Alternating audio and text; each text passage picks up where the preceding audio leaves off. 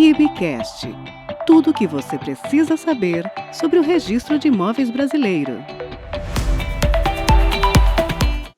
Olá a todos e todas, este é o RIBcast, o podcast do Registro de Imóveis do Brasil. Eu sou Caroline Ferri, diretora de comunicação do RIB, e hoje estamos recebendo convidados muito especiais para o fechamento deste primeiro ciclo com chave de ouro. É um momento de confraternização, um momento de comemorar essa trajetória aí de 12 episódios, esse ano incrível, e não poderia ser diferente. Nós estamos aqui com um grupo de convidados que são pensadores do registro de imóveis, são referências nacionais e internacionais. É um brinde a todos os nossos ouvintes, a todos os nossos colegas.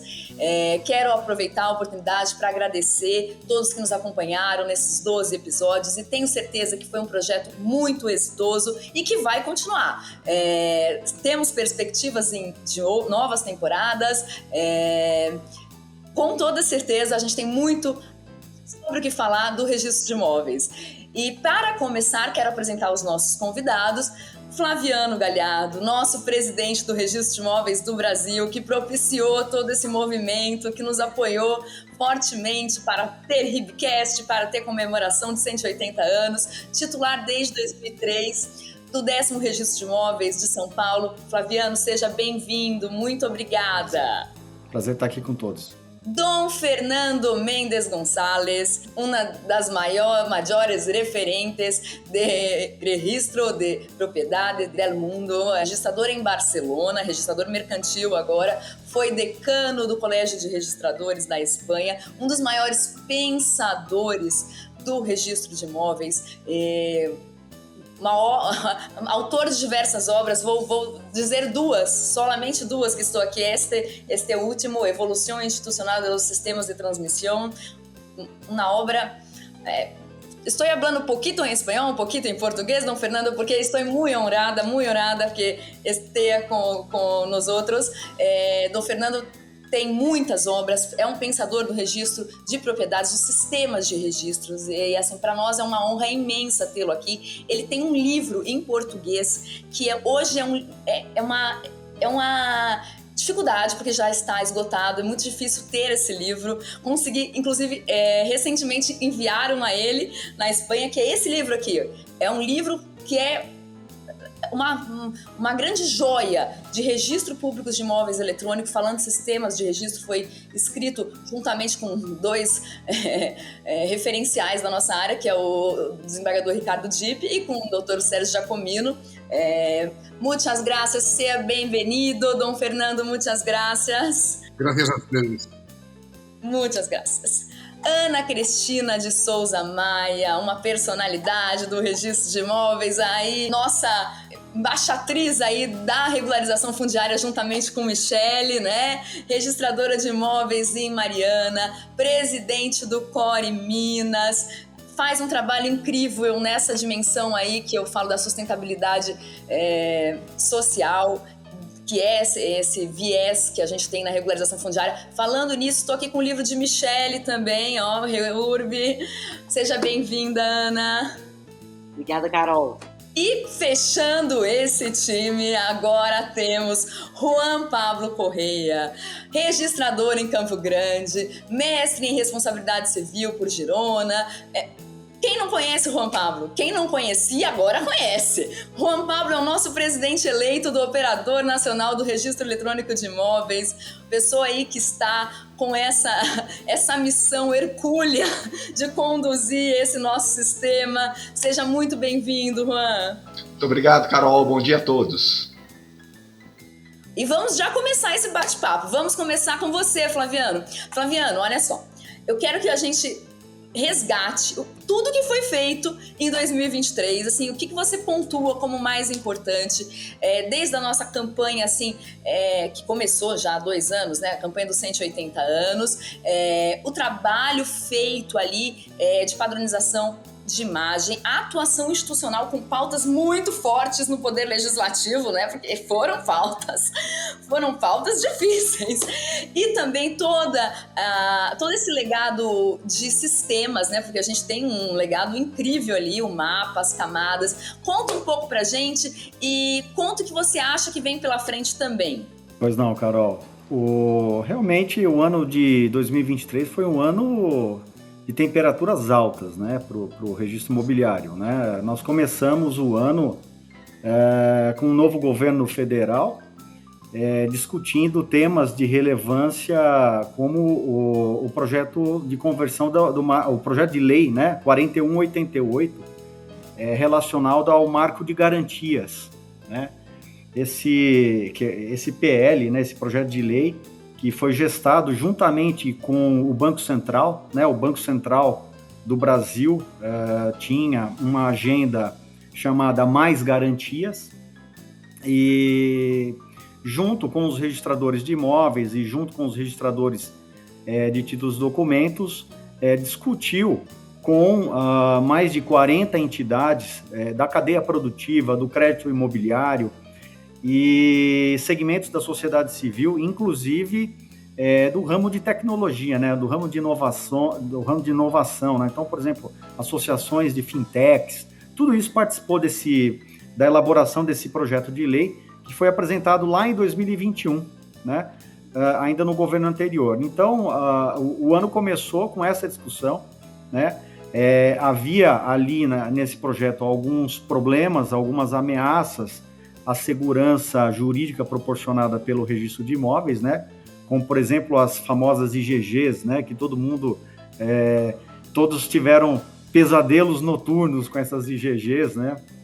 E então essa discussão ela avançou bastante, foi um projeto de lei que demandou bastante energia e conseguimos essa aprovação no Congresso Brasileiro, já sancionada, novo marco de garantias que com certeza prestigiou o registro imobiliário, prestigiou não só o registro imobiliário, como o sistema notarial e registral brasileiro, né? E conseguiu unir esse projeto. É claro que ele não é perfeito, ainda nenhuma lei é perfeita, mas ele conseguiu unir aí a segurança proporcionada pelo sistema notarial e registral com todo o arcabouço de inovação aí que pode oferecer para a economia brasileira, né? Então, o ano começou com essa grande discussão. Ponto alto, você mencionou, Carol, realmente foi a comemoração dos 180 anos do Registro de Imóveis Brasileiro, né? Que comemoramos no último dia 21 de outubro. E aí várias iniciativas que começaram há 3 anos, né? Essa comemoração, né? Um projeto da comunicação aqui, tão bem conduzida inicialmente pela Andréia e depois continuada muito com maestria por você, né? Esse projeto de várias iniciativas para marcar realmente essa data histórica, essa importância, né? E deixar isso registrado para a sociedade brasileira, essa construção, né? Que muitas vezes o brasileiro, até mesmo poderes constituídos, não conhecem, né? Então, várias iniciativas foram realizadas. A primeira delas foi a padronização das unidades de registro. Dom Fernando, somos 3.700 unidades de registradores no Brasil, e então esse movimento começou e ele está avançando muito, com muita velocidade, de tentar dar uma cara, uma marca para o registro de imóveis brasileiro, né? Ou seja, as pessoas olharem para aquela marca e enxergarem a instituição registral, algo que Carol nos relatou que na Espanha vocês já estão lá muito avançados com esse tema, né? De padronização dos registros de propriedades, né? Então esse foi um movimento. Tivemos também várias iniciativas, como por exemplo a apresentação do projeto de lei para celebrar o Dia Nacional do Registro de Imóveis, né? Que está ainda em tramitação no Congresso Nacional. Tivemos um ponto alto também, que foi a sessão solene na Câmara dos Deputados, né? sessão solene proposta pela deputada Luísa Canziani, que, enfim, trouxe mais de 380 profissionais dos registros de imóveis na Câmara dos Deputados para celebrar esse momento, essa data, né, essa conquista, né, que eu tenho dito que é uma conquista não corporativa, muito mais do que isso, é uma conquista do brasileiro, né, uma instituição brasileira que conta com 180 anos, é algo que precisa ficar marcado, né? Então, essa celebração que também pôde evidenciar projetos importantes, né, do registro de imóveis, como, por exemplo, projetos inclusive premiados pelo Conselho Nacional de Justiça, como, por exemplo, o mapa do registro de imóveis do Brasil, né, que é o SIG-RI, né, você conseguir construir finalmente algo que o IRIB muito nos ensinou nos últimos anos, né, a conexão entre registro e cadastro, né. A gente deu passos importantes para que isso pudesse acontecer. Esse projeto foi premiado pelo Conselho Nacional de Justiça. Aliás, não só esse projeto, houve projetos importantes premiados, como, por exemplo, o projeto de regularização fundiária. Até cumprimento a Ana, presidente do CORE MG, que também foi premiado num projeto importante, iniciativas importantes para trazer para o mundo formal registros que estão à margem aí da legalidade, da formalização. Então, dentro desse escopo dos 180 anos, aconteceram muitos eventos, né? E eu chamaria atenção, por fim, aqui, só nessa primeira parte, que não posso deixar de mencionar, fato relevante para nós, registradores, né, nesse ano de 2023, que foram as eleições, né? Efetivamente, as primeiras eleições para o Operador Nacional do Registro, né? Que culminou com unificação de duas chapas, né? Por ter propostas muito equânimes e que ocasionou aqui a presidência do nosso grande amigo aí, Juan Pablo. Então, todos os 3.700 oficiais engajados nesse processo eleitoral, um processo eleitoral que correu com muita seriedade, com muito espírito democrático, com muita responsabilidade por uma comissão eleitoral organizada, estatutariamente aprovada, né? Então, estados elegeram representantes para compor membros do Conselho Deliberativo, né?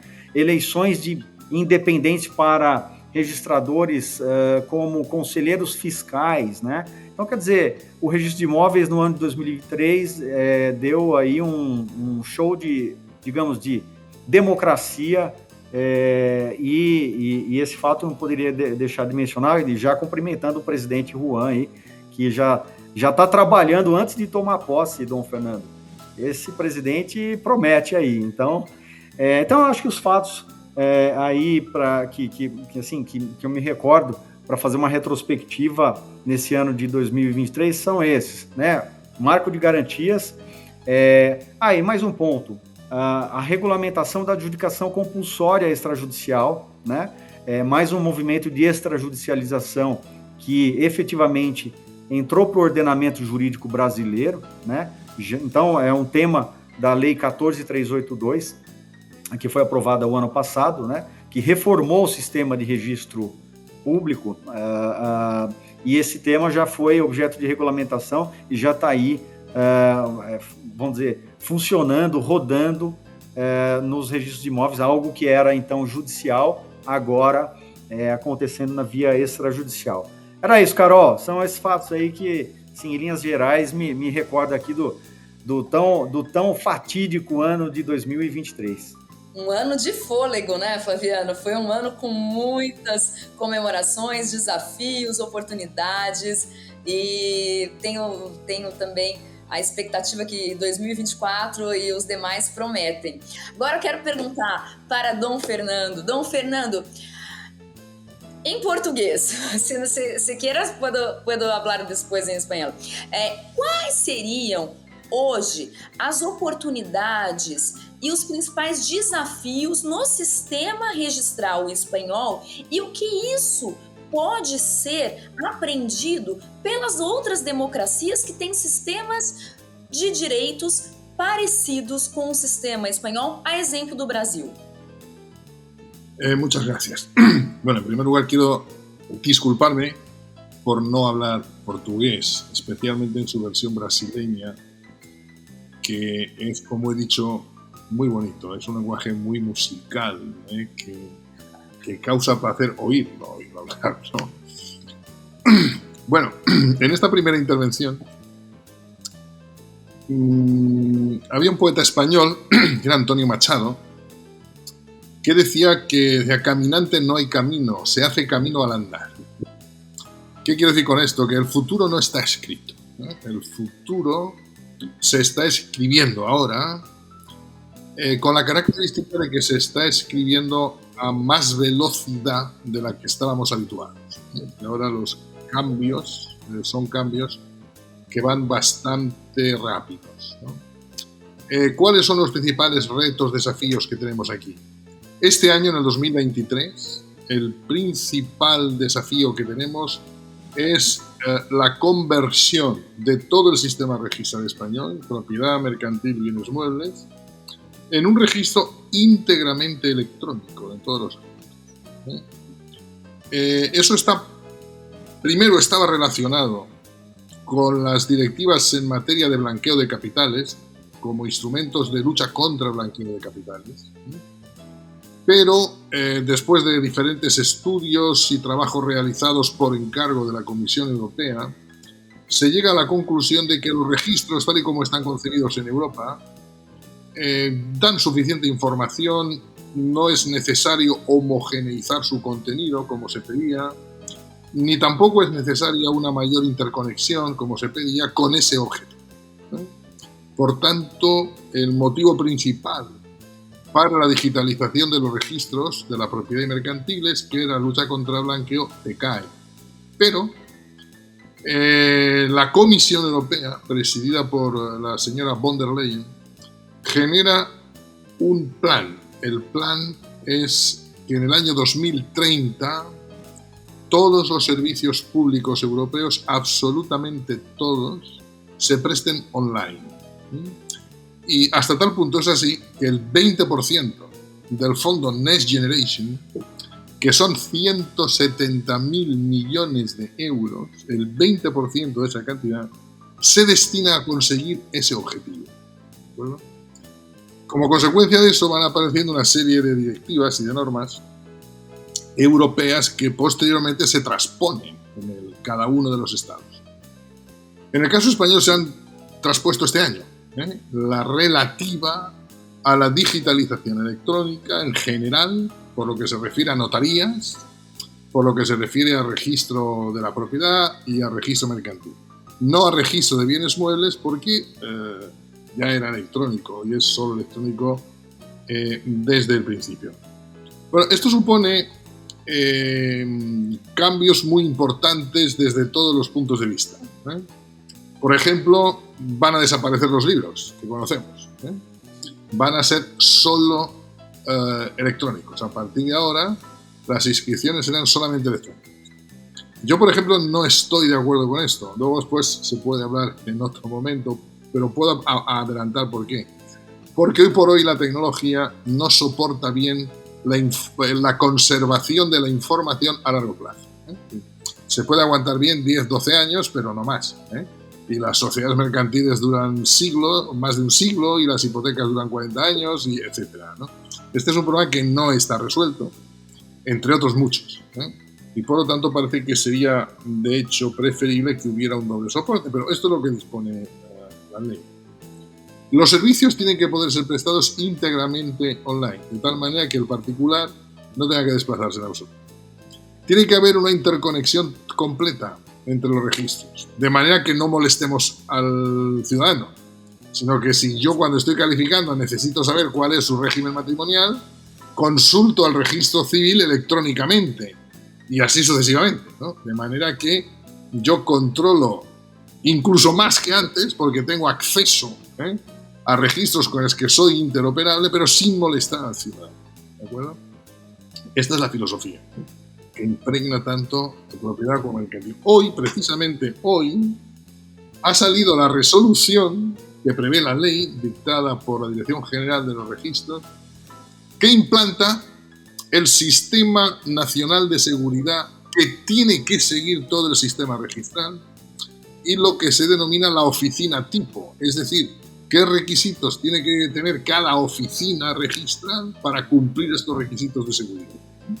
Por ejemplo, los archivos serán dobles, se encriptarán en origen y estarán conservados en lugares distantes entre sí, para que no pueda haber hackeo ni pueda haber problemas, etc. Y todo esto entrará en vigor en mayo del año que viene. Entonces, como comprenderán, estamos dedicando un esfuerzo enorme para que en mayo todo esto lo tengamos disponible. Por ejemplo, necesitamos tener recuperados todos los estatutos de sociedades porque serán consultables online directamente por el partido. Este es el principal reto. La digitalización, también en materia de sociedades mercantiles. ¿Por qué?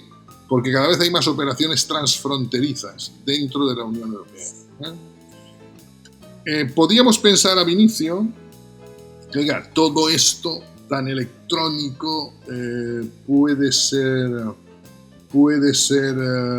dar lugar a un registro, por ejemplo, muy automatizable y donde el registrador vea transformada su función, etc. Bueno, eso puede ser y no ser. Todo depende de cómo se quiera construir el futuro. Por ejemplo, en el Reino Unido, la Companies House, que era el registro mercantil inglés y de Gales, decían que no querían juristas, porque los juristas solo ponían pegas en el registro, ¿no? Ahora que el Reino Unido ya no forma parte de la Unión Europea, en el Libro Verde toma el registro mercantil español como el modelo para implantar el registro mercantil. O, por ejemplo, aquí se hablaba de acortar, de disminuir el tiempo que el registrador tiene para calificar, que son 15 días, reducirlo.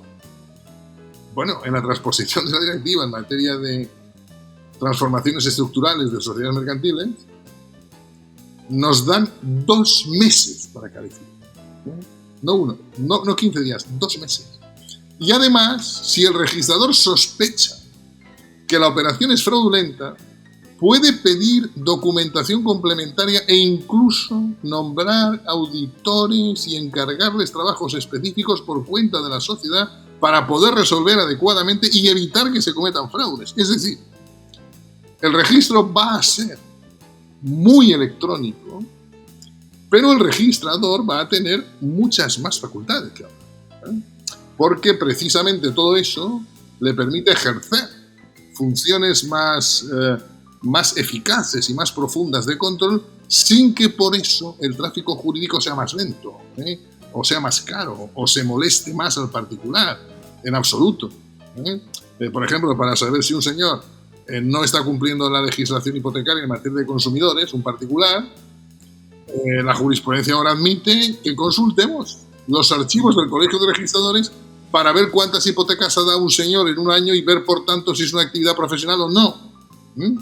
O para ver si, por ejemplo, el préstamo es usurario, podemos conectarnos al Banco de España y ver cuál es el tipo de interés ordinario el día que se está dando el préstamo. Yo puse, por ejemplo, una nota de calificación porque el préstamo que yo veía tenía un tipo de interés del 17,5%, mientras que ese día, en el Banco de España, el tipo de interés de esos préstamos era el 1,8%, y por tanto eran 10 veces.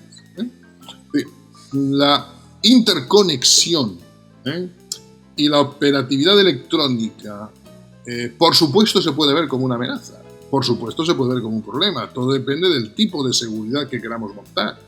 Pero lo cierto es que debe convertirse en una herramienta para un registro que sea mucho más eficaz, mucho más eficiente, y con un registrador que tenga muchas más facultades y posibilidades de contribuir a la seguridad jurídica y a la celeridad también del tráfico jurídico. Y esa es la línea por la que aquí estamos, es la línea que aquí estamos. Por último decir, porque esto ha salido en el último estudio, por ejemplo, salen cosas interesantes. De los 27 países de la Unión Europea, registros de derechos son 23, solo 4 no lo son. Y algunos países, pues de hecho es que ni siquiera tienen registro. Suecia no es un registro. Al hacerse ese estudio es una base de datos, es simplemente una base de datos. Y en el caso de Holanda, pues es igual, es otra base de datos, sin prácticamente efectos jurídicos, etcétera. ¿Por qué digo esto? Porque la característica de que se vayan interconectando sistemas con lenguajes interoperables es que, digamos, cada sistema aparece al desnudo. Ya no puede decir cada uno lo que es que se le va a ver lo que es, porque se están interconectando e interoperando.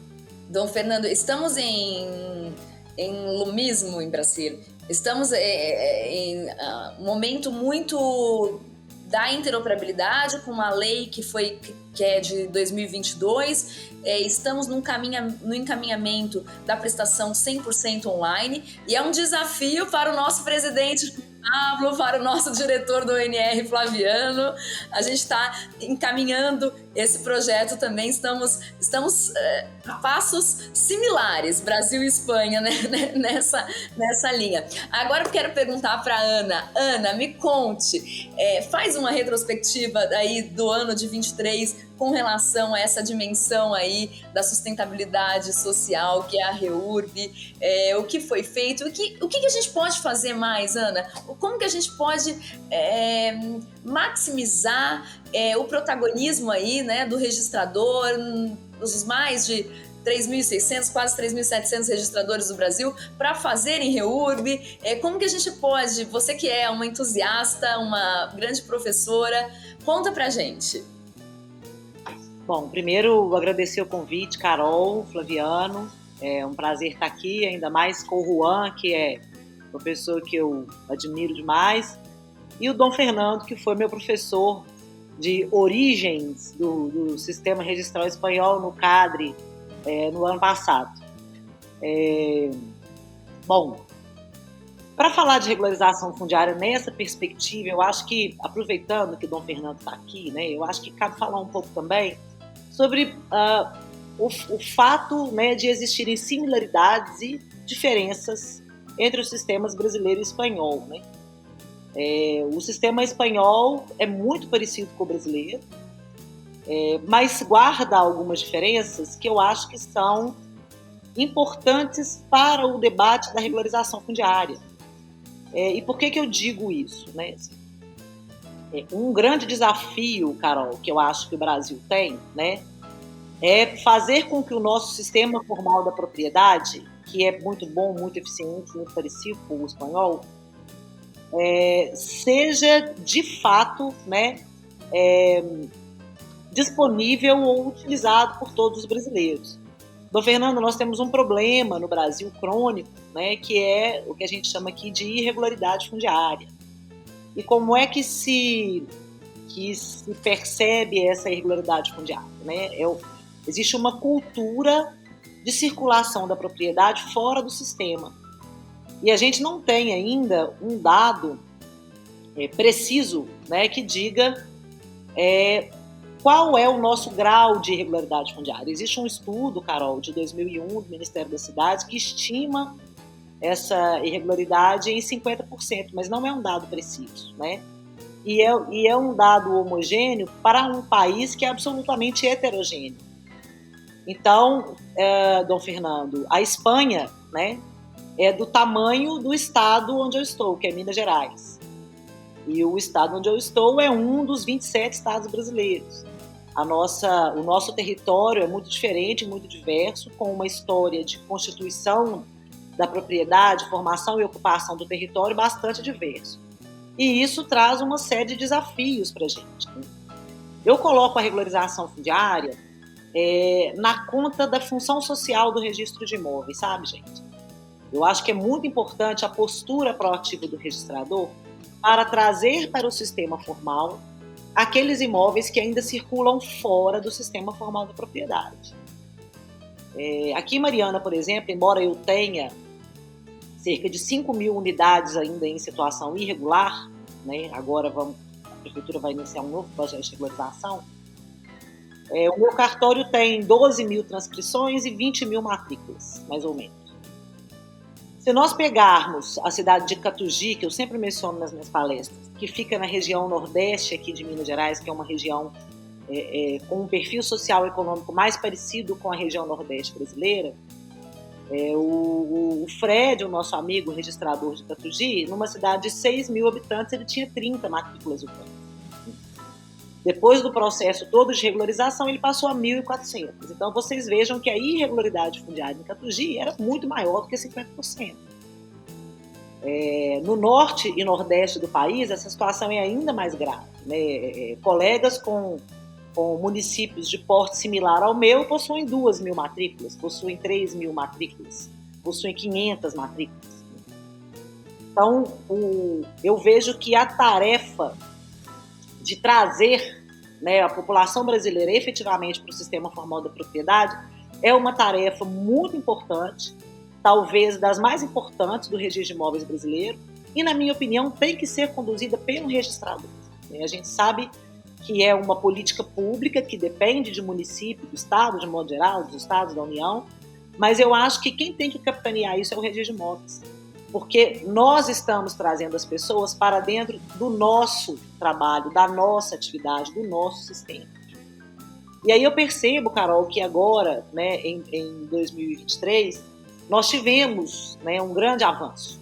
A gente viu pela primeira vez a regularização fundiária chegar no CNJ, né, através do Solo Seguro, que foi esse prêmio que o Flaviano mencionou, que o Registro de Imóveis do Brasil foi um dos vencedores, e o Core Minas aqui também, que é a associação estadual que eu presido, também foi uma das vencedoras. Por quê? Porque, finalmente, né, o Poder Judiciário percebeu que ele faz parte desse processo de condução da população para o sistema formal da propriedade. É uma quebra de paradigma, não é algo que o Brasil esteja acostumado, né? E a alavanca, né, que representou a entrada do Poder Judiciário, do CNJ, nessa pauta foi muito importante, porque criou toda uma movimentação, inclusive fora do Poder Judiciário, para o fortalecimento da regularização fundiária. Outra pauta que eu percebo, Carol, muito conectada com a irregularidade fundiária, é a pauta ambiental, né? Agora a gente começa a debater aqui, o Brasil está debatendo nesse momento, a questão dos créditos de carbono. E, não coincidentemente, né, nós estamos vivendo o ano mais quente do Brasil em todos os tempos. E como diz um amigo meu, se a gente não tomar cuidado, esse ano vai ser o ano mais fresco do resto das nossas vidas. E é desesperador pensar isso, né, gente? Mas, assim, aqui em Mariana, que é uma cidade de montanha, que é uma cidade de clima ameno, fez 38 graus, 39 graus, eu nunca tinha visto isso na minha vida. E qual a conexão do registro de imóveis, né, com a pauta ambiental, né? Para quem pode estar me achando louca e ouvindo do outro lado. O registro de imóveis é a única entidade, na minha opinião, que tem a capacidade de promover uma segurança para o dado da preservação florestal que nenhuma outra tem. E é isso que a gente defende. A gente tem travado uma batalha no Congresso Nacional atualmente, inclusive, né, muito apoiados pelo Juan, para tentar fazer, né, com que o registro do crédito de carbono ocorra perante o registro imobiliário vinculado à matrícula do imóvel. Porque a gente tem um problema muito sério hoje, que é o fato de que você não tem uma precisão quanto à localização da floresta que gera aquele crédito. Ela existe de fato, né? Quem alega possuir aquela floresta é de fato um proprietário? Tem uma matrícula, né? Tem um direito real? E esse tipo de informação é fundamental para o desenvolvimento do mercado de crédito de carbono, com a segurança que ele precisa. A gente já começou a ver fraude, né? Já está começando a haver fraude, inclusive na Europa, a esse respeito. E o Brasil, na minha opinião, tem uma oportunidade ímpar de criar um sistema, né, em que você consegue amarrar o crédito de carbono ao imóvel e às suas coordenadas geodésicas. inclusive principalmente para a Amazônia Legal. Então eu acho que essa é uma pauta quente para os próximos anos, é uma pauta que está diretamente ligada à regularização fundiária, à necessidade de regularização desses imóveis na região norte do Brasil, e é uma pauta em que o Brasil, ao meu ver, pode contribuir para o mundo, sabe, Carol? E apenas para finalizar aqui a minha fala, dizer o seguinte: a irregularidade fundiária, ela gera prejuízos de inúmeras vertentes, né, de inúmeras consequências, né? E a questão ambiental é uma delas. Por exemplo, nós tínhamos a averbação da reserva legal, que era feita nos registros de imóveis. Alguns anos atrás foi criado o CAR, que é autodeclaratório. E se a gente der um Google aqui agora, né, nós vamos ver que o CAR tem sido usado como uma ferramenta para grilagem de terras na região norte do Brasil. Por quê? Porque como ele é autodeclaratório, o sujeito vai lá e fala: olha, eu tenho uma área de reserva aqui nesse pedaço da floresta, mas ele não tem sequer a posse daqui, né? Normalmente é terra pública. E aí o que ele faz? Ele fica ali, desmata aquele pedaço de terra como se fosse 20% de algo maior, e lá na frente ele vai tentar regularizar a sua propriedade usando exatamente o CAR como um indício da posse. Então a gente tem que estar muito atento a isso, né? Criar ferramentas seguras que passem pelo registro de imóveis, para que a gente consiga, dentro dessa função social do registrador, trazer os brasileiros para o sistema formal da propriedade, trazer os imóveis brasileiros, especialmente os rurais, para o sistema formal da propriedade, e com isso amarrar, né, a segurança do mercado de carbono, que tem a ver com o futuro, e aí eu vou muito além, não tem a ver apenas com o futuro do Brasil, mas com o futuro da própria humanidade. Então, a conexão que eu faço é essa, sabe, Carol? A regularização fundiária e o futuro da humanidade. Ana, incrível, incrível. A minha tese, a última parte, vai falar muito dessa questão das dimensões da sustentabilidade. E você me deu aqui vários insights.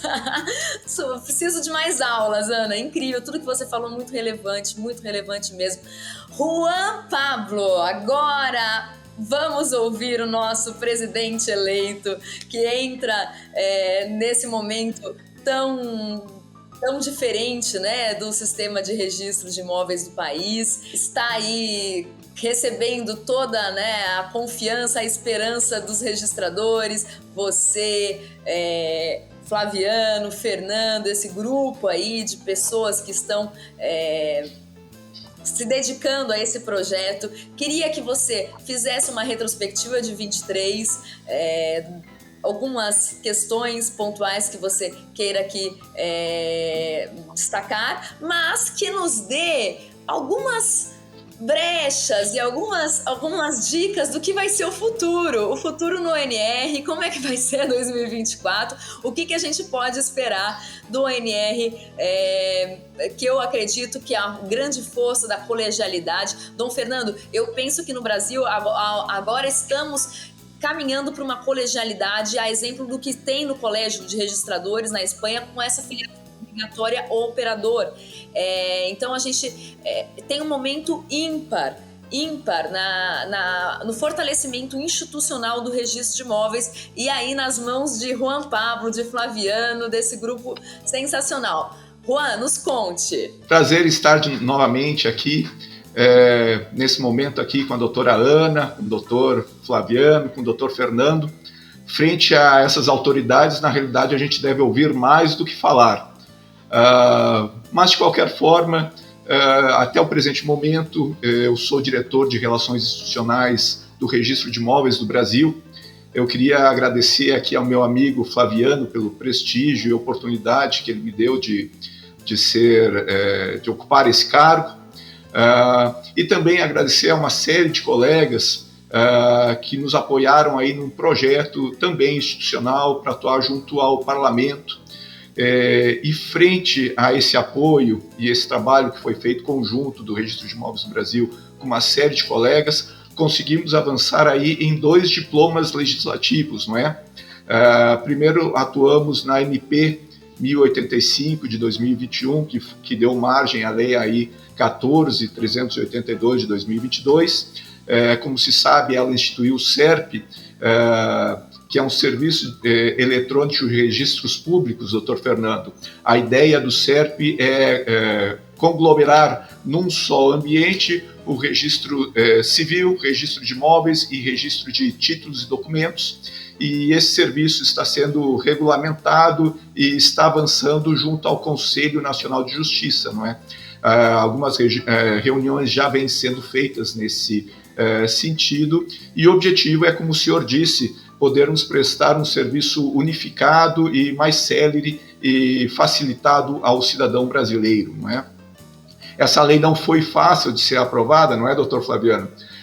Tivemos a oportunidade de ir por algumas vezes ao Ministério da Economia, tivemos de conversar com o setor privado também, né, com o setor financeiro, com o setor da construção civil, e dessa forma conseguimos construir conjuntamente um diploma que foi bem aceito e que trouxe vários benefícios para o Brasil, não é? Fora o SERP, veio a adjudicação compulsória, houve a redução dos prazos registrais, houve ajustes na lei de loteamento, na lei de incorporações, não é? Então, nós consideramos que é uma vitória. Como o amigo Flaviano mencionou, não existe lei perfeita, mas existe lei possível. E, inclusive, passamos por um determinado momento em que havia a possibilidade dessa lei vir a caducar, dessa medida provisória vir a caducar e não se converter em lei, não é?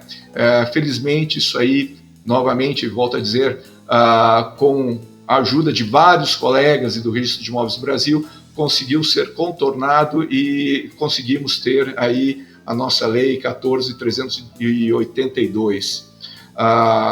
Logo depois, neste ano, também pudemos atuar no PL 4188 de 2021, também um PL que traz bastante inovação, conhecido como o Marco das Garantias, facilitando aí a execução de garantias, dando celeridade à recuperação do crédito e com isso fomentando a economia. Cabe lembrar que também esses 2 diplomas legislativos tiveram origem lá atrás no Ministério da Economia, no IMK4 e IMK5, com a participação de 2 grandes colegas, a colega Patrícia Ferraz e o doutor Sérgio Ávila também. E no PL 4188, depois de toda a sua discussão, foi inserido um jabuti, como a gente chama aqui no Brasil, que é um texto ou uma nova ideia que inicialmente não estava prevista, não é? Que era a tal da Instituição Gestoras de Garantias. O que a IGG previa era que, uma vez registrada uma garantia-mãe, todas as demais créditos concedidos poderiam girar numa instituição financeira habilitada para isso, sendo a garantia recarregada automaticamente nessa instituição paralela ao registro de imóveis, trazendo, ao nosso ver, uma opacidade nessas questões de crédito e uma preocupação muito grande quanto à rigidez do sistema financeiro e registral. Felizmente, com um trabalho árduo, conseguimos ir convencendo o governo de que isso não seria o melhor caminho para o Brasil, e tivemos neste ano, então, a aprovação da Lei 14.711, agora sim, num formato que a gente considera sendo o formato adequado. Como foi dito também pelo colega Flaviano, este ano tivemos as eleições para nosso operador nacional do registro de imóveis, e tivemos 2 chapas concorrentes, Dr. Flaviano e Dr. Fernando, 2 pessoas extremamente qualificadas, às vezes com uma visão um pouquinho diferente, como é que se poderia chegar ao mesmo ponto, e ao fim de tudo isso se entendeu de que o melhor caminho seria uma composição. Creio que meu nome acabou surgindo em virtude um pouco desse trabalho anterior que nós acabamos citando, e pela confiança que a gente ganhou do Dr. Flaviano, do Dr. Fernando e dos colegas, no sentido que a gente quer realmente trabalhar para o desenvolvimento do nosso registro de imóveis eletrônico. Já tivemos a oportunidade de visitar lá a ONR, e aqui nos cabe nossos agradecimentos e felicitações ao atual presidente, Dr. Flauzerino Araújo dos Santos, que vem trabalhando pelo registro eletrônico desde 2006, 2007, lá na RISP, em São Paulo. Não é? O primeiro início de algum sistema eletrônico ocorreu lá, foi se desenvolvendo. Em 2009 tivemos a Lei 11.977, que trouxe a primeira determinação que fosse criado o registro de imóveis eletrônico aqui no Brasil. Foi avançando, o Dr. Flauzerino conseguiu criar o ONR, dar um caráter legal a ele através da Lei 13.465 de 2017.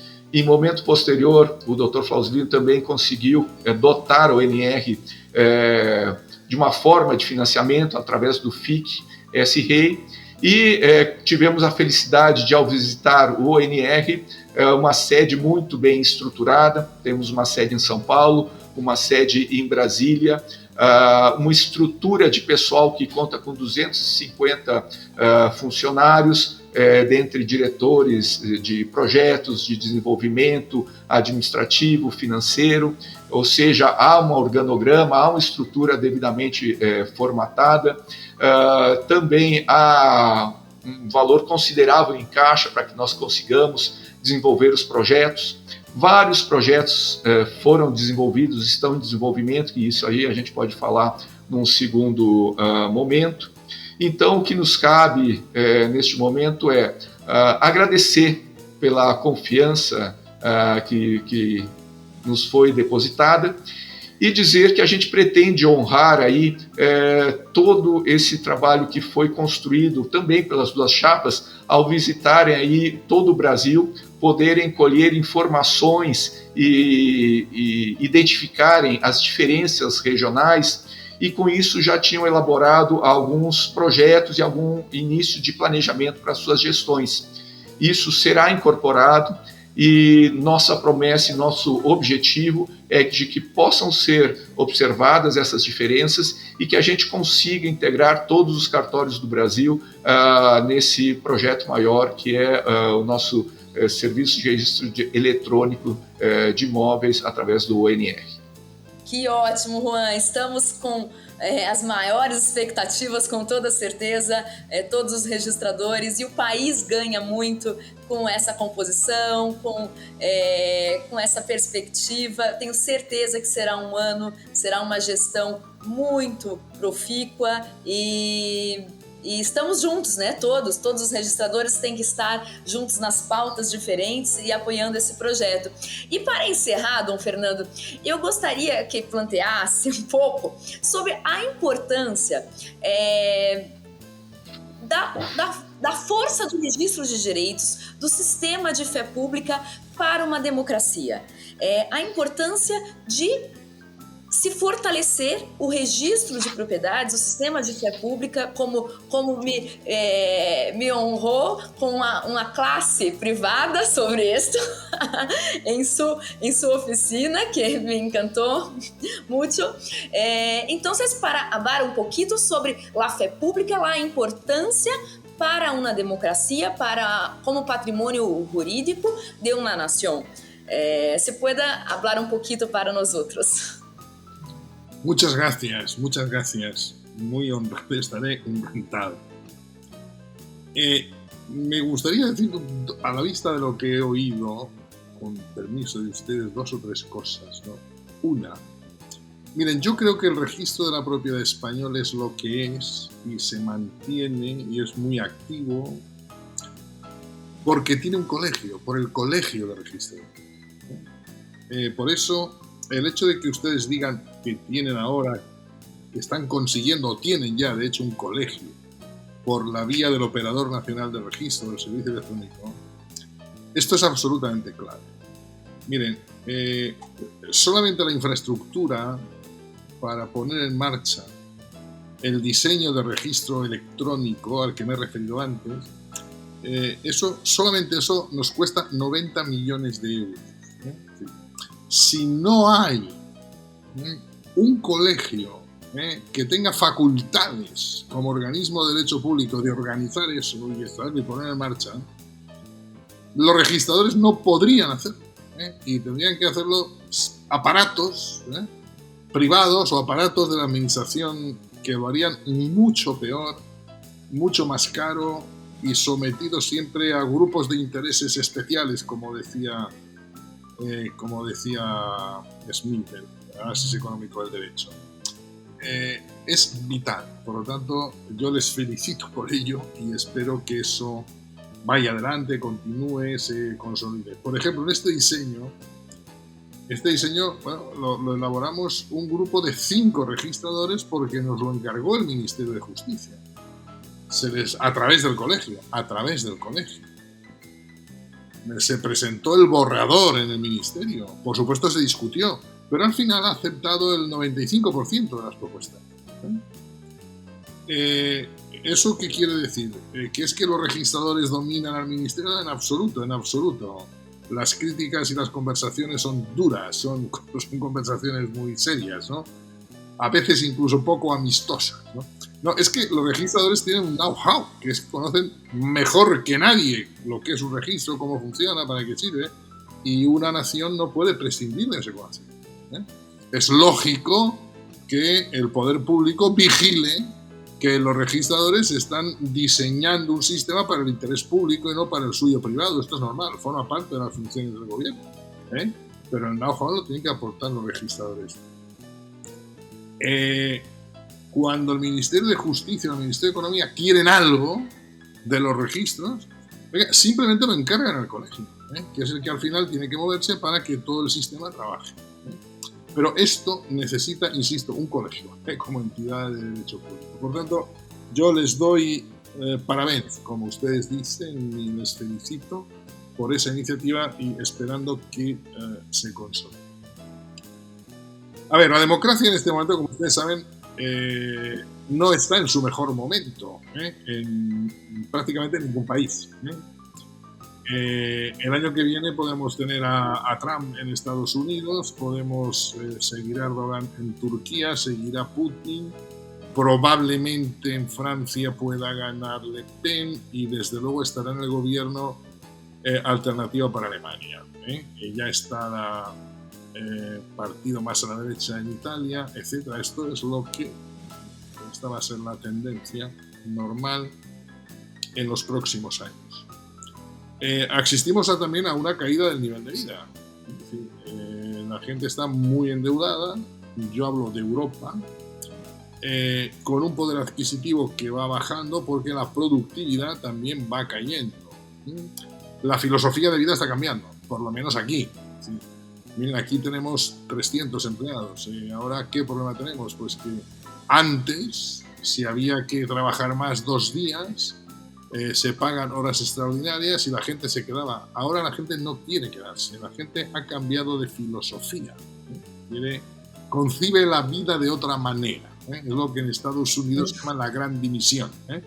El dinero es importante, pero ya no es lo más importante, se conjuga con otras muchas cosas y esto obliga a rediseñar las cosas. Como ustedes recordarán, las primeras constituciones europeas y la de Estados Unidos eran constituciones liberales. Y luego, ¿qué quiere decir que eran constituciones liberales? Porque quiere decir que no eran democráticas. El pensamiento era liberal. El Estado no puede meterse en una serie de temas. Yo tengo que tener derecho a mi propiedad privada, derecho a la libertad de expresión, derecho a manifestación. Eso me lo tienen que respetar. Y si me lo respetan, da igual que el gobierno sea elegido de un modo o de otro. Eso va avanzando y se exige también que el gobierno sea democrático y que para ello requiera el consentimiento de los gobernantes. Y fíjense ustedes que en las primeras épocas hay un sufragio que es el sufragio censitario, donde los no propietarios no pueden votar. ¿Y por qué no pueden votar? Porque la tesis dominante en la época, tanto en Estados Unidos como en Europa, es que quien no tiene propiedad que le permita vivir y trabaja para otro no es un ser libre, sino que sigue consignas. No es libre y por lo tanto no puede votar. En la Constitución Española de 1812, por ejemplo, se les llamaba serviles, ¿sí? Por eso no podían votar. Al mismo tiempo, se organizaba todo un plan para que alrededor de 1830 todos los españoles mayores de edad fueran propietarios y pudieran votar. ¿De acuerdo? Y pudieran votar. Bueno. Esto fue a más. En los años 60 había muchos propietarios, en los 70 más, en los 80 más, eran propietarios de su propia casa. Hablando con un profesor de la Universidad de Yale, que está casado, su mujer es una francesa, hablando con él decía, bueno, ¿por qué en Francia de vez en cuando se queman coches y se queman barrios enteros con casas en las banlieues, en las afueras, y en España no? Bueno, porque en España todos estos señores que están en las afueras de las grandes ciudades son propietarios de sus casas. Y en Francia lo que hay es arrendamiento o alquiler social. Y allí vive gente que no tiene raigambre de ningún tipo. No hay nada que le una a ese barrio en concreto ni a ese edificio. No tiene ninguna motivación específica, por ejemplo, para conservarlo. ¿De acuerdo? Porque no se ha estimulado. Si nosotros vemos que la clase media va bajando, que va aumentando el número de inquilinos en lugar de propietarios. Miren, pasado mañana voy a dar una conferencia en la Universidad de Alicante. He ido tomando datos. En España, en este momento, alquilar una casa, lo que se paga al mes de alquiler de una casa, es un 48% más de lo que se paga por el préstamo hipotecario para adquirir esa casa. Situación completamente absurda. La gente no puede comprar casas porque hay que dar la entrada y por lo que cuesta fiscalmente comprar.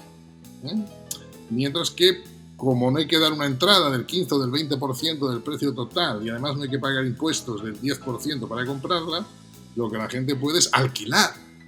Pero por una serie de razones el alquiler es extremadamente alto.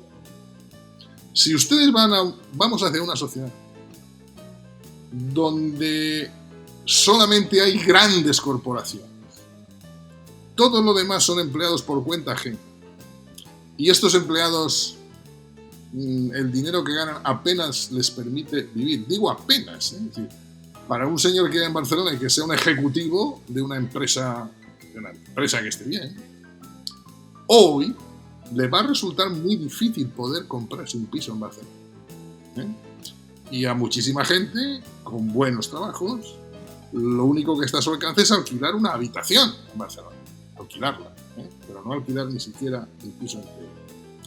Y si en general vemos cómo la clase media se va debilitando, todo esto contribuye a explicar el auge del populismo, la fractura social y por qué van apareciendo movimientos autoritarios en todos los países.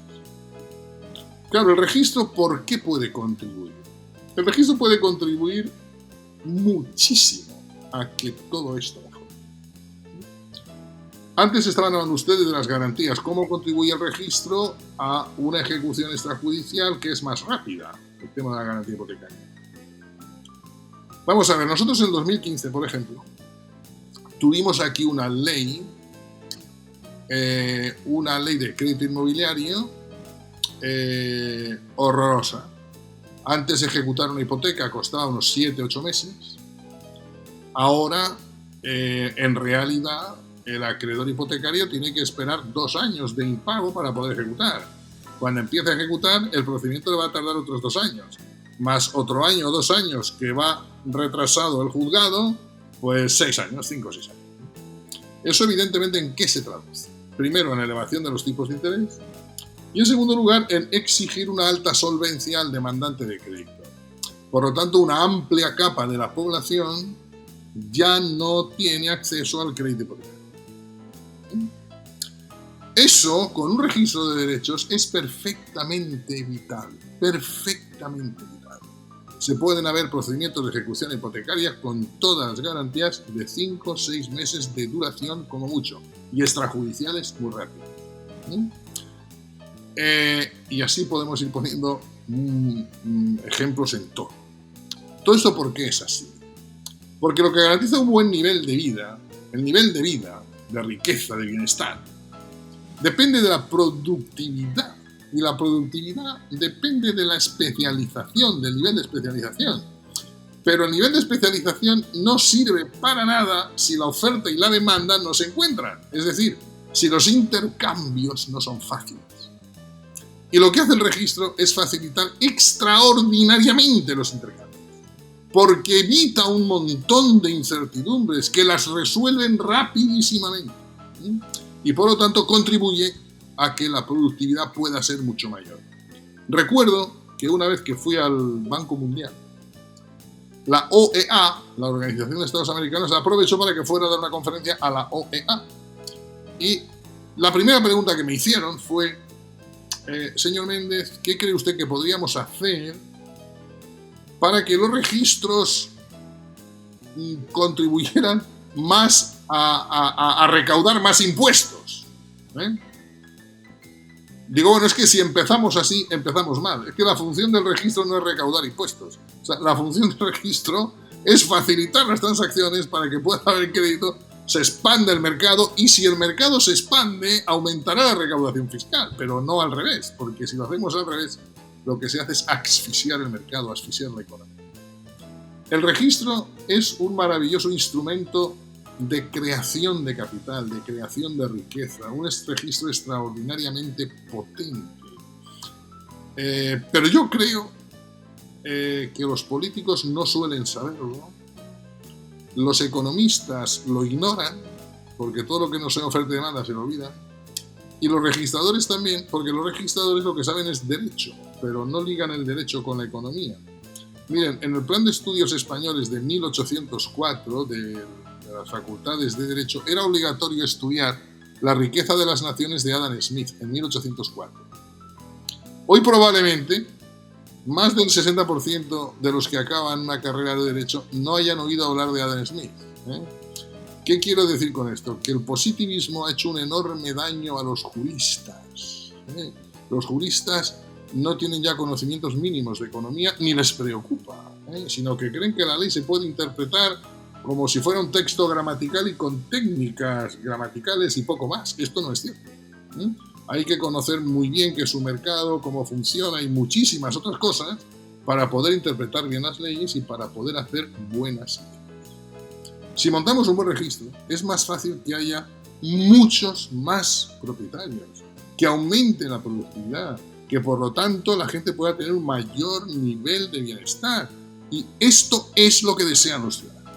Y por esa vía, esa es la mejor vía, para que valoren la democracia y conserven su libertad, que en este momento no está en su mejor momento. Todos estamos muy preocupados por cómo están las cosas en general en el mundo. Esto es lo que podría decir. Muitas graças, Dom Fernando.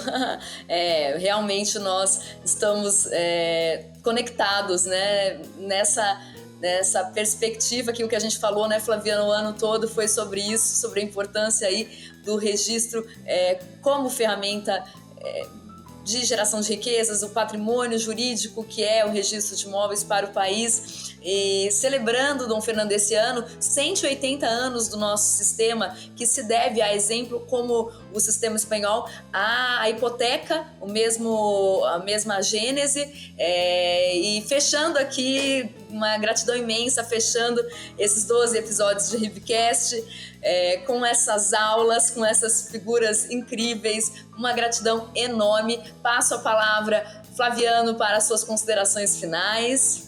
Carol, parece que a gente combinou com o Dom Fernando aí, né? De tudo que a gente falou esse ano, foi exatamente isso, a preocupação que ele manifestou, né? E eu, Dom Fernando, eu tenho falado muito sobre isso, a importância do registro de propriedades, do registro de imóveis, como a gente chama aqui no Brasil, contra o arbítrio, né? Eventual arbítrio do próprio Estado, né? A importância do registro de imóveis para para o Estado de Direito, para o Estado democrático de direito, né? Para a preservação da propriedade, para a garantia da propriedade, né? Algo sagrado em qualquer regime democrático, né? Então, esse tem sido a nossa tônica, que muitas vezes passa despercebido, né? Dos próprios registradores que estão ali no dia a dia, trabalhando naquela rotina, ele não tem, às vezes, consciência da importância daquilo que ele está fazendo. Então, é realmente esse ponto, e como a Ana falou, né? Agora a gente está ressaltando a importância do registro de imóveis para a humanidade, né? Porque estamos trazendo agendas verdes, agendas ESG, agendas de proteção do nosso planeta para o registro de imóveis. Carol, mais uma vez, obrigado por tudo, obrigado Ana, obrigado Juan, obrigado Dom Fernandes, e foi um prazer estar com vocês aqui. Tenham um ótimo fim de ano. Dom Fernando, muchas gracias. Muchas gracias a ustedes. Muchas gracias a ustedes. Para mí siempre es un placer y un honor estar con ustedes. Ana Cristina, obrigada, querida. Obrigada a você, Carol. Ouvir o Dom Fernando falar é hipnótico, né? A gente fica assim, prestando atenção, porque ele faz umas conexões, né, que eu acho é uma visão tão sistêmica da função do registro de imóveis que a gente vê que poucas pessoas têm e vê a importância, né, da nossa atividade para o país, né, que a gente vive e, em última análise, para o mundo também. Eu tenho muito interesse, né, nessa vertente econômica do registro imobiliário, né? E eu coloco a regularização fundiária aí nessa conta mesmo. Assim, eu acho que, como o Dom Fernando disse, o registro de imóveis é uma grande ferramenta, né, indutora do desenvolvimento econômico e da geração de riqueza. E eu acho que essa é uma bandeira que a gente tem que carregar, é uma bandeira que eu acho que é uma responsabilidade do registrador, né, e que eu espero que ganhe força aí nos próximos anos. Muito obrigada, Carol, Flaviano, Juan, Dom Fernando. Foi um prazer estar aqui hoje. Obrigada, Juan. Carol, muito obrigado. Obrigado, Dr. Fernando, Flaviano e Ana. Acho que, como considerações finais, nos cabe transmitir aí aos registradores de imóveis do Brasil um pequeno desenho da atual situação e do que a gente espera aí para o futuro aí do nosso ONR, não é?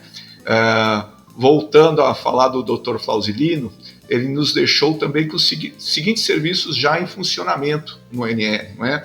O ofício eletrônico, o SAEC, Penhora Online, CENIB, Nextcloud SaaS, Código Nacional, gerador do Código Nacional de Matrícula, correição online, FIC S-REI, entregou também o PID, que é o Programa de Integração dos Cartórios de Desenvolvimento, assinatura web, assinador digital, e está em caminho o EPAM, que é o processo administrativo. A ideia é que a documentação que seja levada ao cartório, principalmente naqueles processos um pouco mais complexos, possa se dar pelo EPAM. Desenvolvimento do SREI, que é a estruturação da nossa matrícula e atos registrais eletrônicos. O CIP, que é a nossa plataforma facilitada de cobrança ao usuário e repasse aos registradores. Terras Brasil e um app ONR. Isso é o que está programado aí, projetos em desenvolvimento. E os pontos de atenção que imaginamos o DREX, que é um sistema aí que o Banco Central está trabalhando no sentido de atuar com smart contracts e a plataforma blockchain. A gente não vê isso como uma ameaça, mas sim como uma oportunidade para o registro de imóveis. Nós acreditamos que podemos nos integrar nessa forma de contratos autoexecutáveis, isso aí vai ser inclusive positivo. Logicamente, o momento da inteligência artificial pode nos ajudar a recuperar documentos antigos e atuar em próximos atos registrais. A ideia é que o mapa que hoje foi desenvolvido pelo Registro de Imóveis do Brasil possa vir para o ONR. Para quem não conhece, o mapa é exatamente um mapa do Brasil com a possibilidade de localização nele de todos os imóveis. A ideia, doutor Fernando, é que nós possamos clicar numa determinada rua, num determinado número, e aí seja aberto as informações sobre aquele imóvel. E isso sim traria uma informação rápida, objetiva, inclusive com a possibilidade de termos informações em diversas camadas. Por exemplo, no imóvel urbano, a área que é possível construir, no imóvel rural, a área de reserva legal e etc. Né? Então a informação é muito mais clara para o usuário. E ao fim, como o Dr. Fernando disse, nosso objetivo principal é servir ao cidadão e aos registradores. Então, essas são as considerações finais e muito obrigado a todos. Que bom que nos brindou ainda com vários projetos para 24 aí, Juan. Obrigada a todos e obrigada a você que nos acompanhou nesses 12 episódios, que nos acompanha nas redes sociais. Se perdeu algum dos episódios, veja no Spotify, no Deezer, no YouTube, estão todos excelentes e eu tenho certeza que esse projeto vai permanecer, vai continuar. Fique ligado nas nossas redes para não perder a segunda temporada. Até breve, muito obrigada!